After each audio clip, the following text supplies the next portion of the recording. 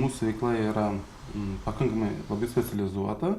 Užsiimam metalinių paviršių, gelžbetoninių paviršių remontų. Tai yra paruošimas ir įvairių dangų padengimas.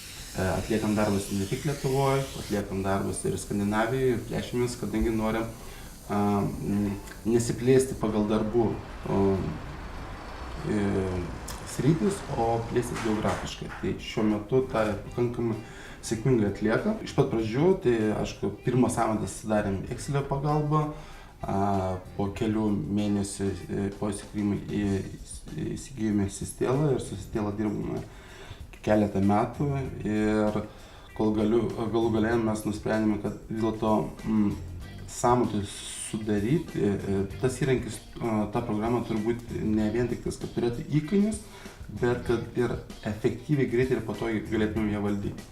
Ir būtent pasirinkam ProSąmatą, dėl to, kad mums sužavėjo pačios programos valdymo paprastumą. Iš tikrųjų, patogų vartotojui ją naudoti ir nereikia kažkokių ypatingų didelių įgūdžių, kad ją būtų galima perprasti ir gana greitai su ją dirbti. Tai mums tas sužavėjo, dėl to ją pasirinkome ir dabar šiuo metu sėkmingai su ją dirbame. ProSąmata labiau orientuota į klientus, mes ko negali kitos analogiškos programos, mes paprašėme, kad sukurtų ProSąmata mums skirtas komercinių pasiūlymų formas, standartizuotas, paruoštas, ko negali atlikti kiti.